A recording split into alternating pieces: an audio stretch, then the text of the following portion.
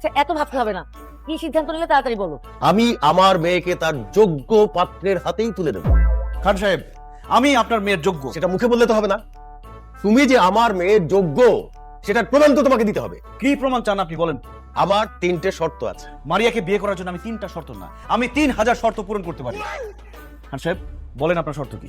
আমার প্রথম শর্ত, আমার একটা ফ্যাক্টরি আছে, কিছু গুন্ডা মাস্তান দখল করে রেখেছে, না দিলে তারা আমার ফ্যাক্টরির দখল ছাড়ছে না। প্রথম শর্ত অনুযায়ী তোমাকে এই ফ্যাক্টরি দখল মুক্ত করতে হবে। এটা কোনো শর্ত হইলো? আগামী 2 ঘন্টার মধ্যে আমি গুন্ডা বান্ডারে মাইরা তারাই আপনার ফ্যাক্টরি খালি করে আপনাকে বুঝাই দিতে পারি। আমি যদি 2 ঘন্টার মধ্যে আপনার ফ্যাক্টরি খালি করে আপনাকে বুঝাই দিতে পারি, আমি আপনার সামনে আপনার মেয়েকে জড়ায় ধরে আই লাভ ইউ বলবো, আপনি কিচ্ছু বলতে পারবেন না। ঠিক আছে, ধন্যবাদ খান সাহেব। মারিয়া, দোয়া করো যাতে জান নিয়ে ফিরতে পারি। I love you. ও সব তো মেনে নিলা, ও যদি কারখানা দখল মুক্ত করে ফেলে তাহলে কি সত্যি সত্যি আমি জড়ায় ধরবো? ইম্পসিবল। ও তো ওখানে যাওয়া মাত্রই ওর হাড্ডি গুঁড়া গুঁড়া করে ফেলবে। পাড়া ট্রিপ কে রে তুই? আমি তোদের বাপ।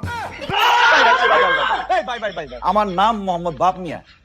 এই বাপ মিয়া, এই চুপ!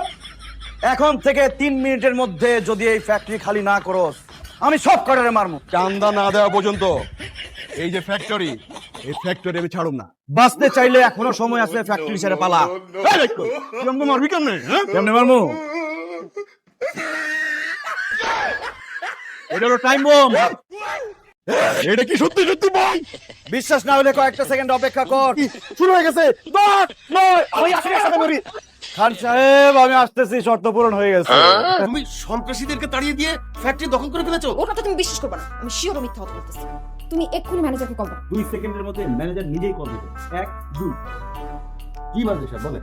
হ্যালো স্যার, আমাদের গাজীপুরের ফ্যাক্টরিতে যে সন্ত্রাসীরা ছিল না, ওরা সবাই চলে গেছে। ফ্যাক্টরি এখন দখল মুক্ত। মারিয়া, জি বাবা। সন্ত্রাসীরা তো সত্যি সত্যি চলে গেছে, ফ্যাক্টরি তো দখল মুক্ত এখন। তুমি সত্যি করে বলো তো, তুমি ওখানে কি করেছো?